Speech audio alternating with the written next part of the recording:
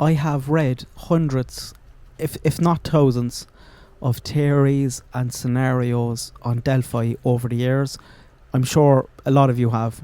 But I read one the other day that I believe is the best. The best in terms of being the closest to the truth that we have ever had.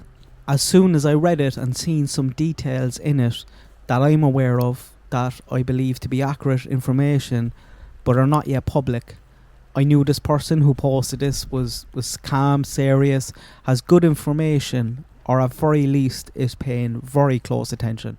I'll put screenshots here. Please pause this if you want to read it, and I'll link it down below also. In this scenario, this person mentioned Tony burning evidence in a burn pit when he got home. Wrong about the location of the burn pit. All this information is coming from Kegan, so when I say it's true, what I mean is it's what Kegan told detectives.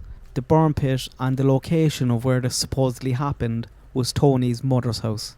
The murder sheet released this also yesterday or the day before.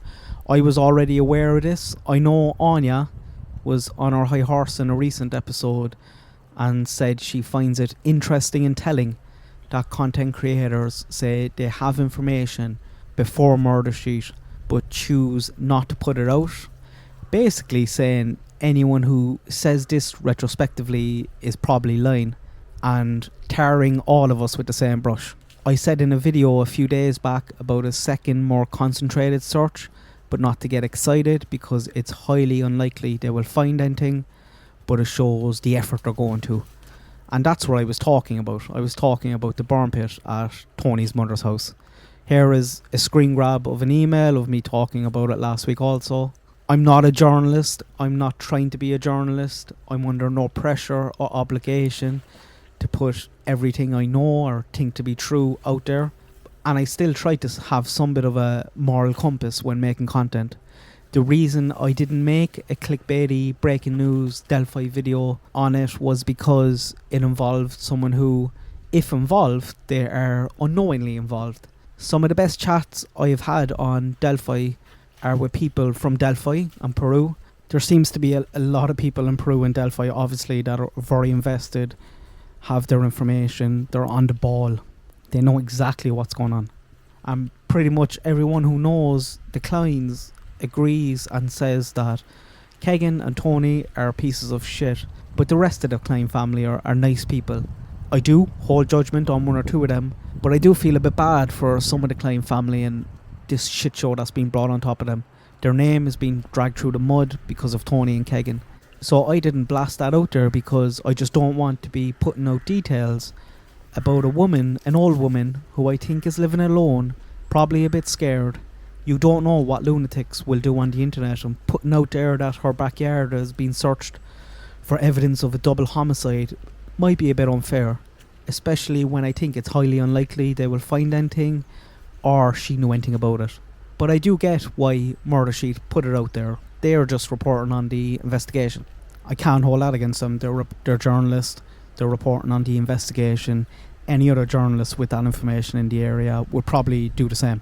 But it did get me thinking, if I do know something that doesn't involve an innocent third party or putting someone at risk, if I don't talk about that and I don't talk about what's on my mind, then what's the point in having a YouTube channel, right? So going back to that Reddit scenario from, I think the username is All Heart. I'll put a screenshot of it here. There is other little nuggets in that scenario which I have information on that suggests that yes, this is true. This is what Kegan told the investigators. That's why when I read it, it got my attention so fast. The biggest one for me is the items thrown into the river. A knife and a phone. When I first heard about this a while back, I nearly leapt out of my skin with excitement. I was expecting the knife, but a phone is just wow. The prospect of finding two of them, bingo, jackpot. The phone could tie them to the girls and tie them to the scene. It's a huge piece of the puzzle and the jigsaw, and I'm praying every day that they found it. I don't know if they found one or both items or none. I do know that the feeling is confidence. That confidence could be because they found both, or that confidence could be that they did such a good search that they're confident it's not there. I don't know. I'm just keeping my fingers crossed. And the other little nugget in that post is the use of a gun. I believe a gun was used, and perhaps to control the girls. I believe Kegan gave the location, the Wabash River, for the knife and the phone, but does not know where the gun is. The last he seen of it, he said, was in Tony's hands. Another huge piece of the jigsaw, especially if it was used at the crime scene. I'm not sure on that, and I'm not holding my breath that they can or will find it. Another piece of that scenario, and I don't have information on this, and perhaps Kegan is still lying about this, is the fact that he is BG. I could make an argument for both, but the biggest thing for me, and I'll put a link here in the video, is Kegan's stepbrother Bert and what he said. He's obviously very familiar with both voices, and he was kind of quick to dismiss Tony. But go listen to it again. He seems pretty certain and confident that it sounds like Kegan. This is his stepbrother, who I think they've played games like Call of Duty online together. He is literally one of the best people we can ask about this, and he says it's Kegan. Another little part of that scenario is the idea that Kegan kidnapped the girls from that spot and took them to a location where he met Tony. I have given a lot of thought to this. This is just speculation from me, but I think one plausible and slightly unsettling scenario to me is that Tony was on the other side of the creek. It might explain how the girls got across.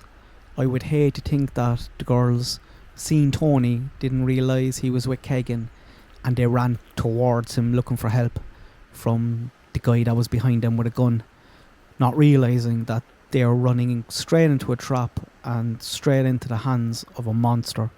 Please have a read off that scenario. It's well thought out with some good nuggets in there that are correct or at least on the right path.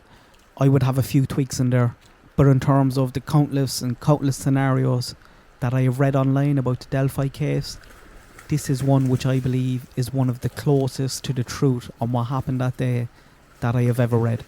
How close is it, do you believe, to what happened that day? Are we getting close? I think we are.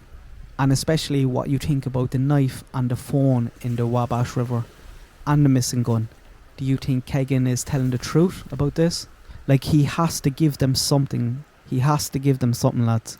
He's not going to get a deal with just his words. I have my fingers, toes, eyes, I've everything crossed that they found something in the most recent searches. I hope to God that they did. Let me know what you think. Good luck. God bless. I hope today is the day.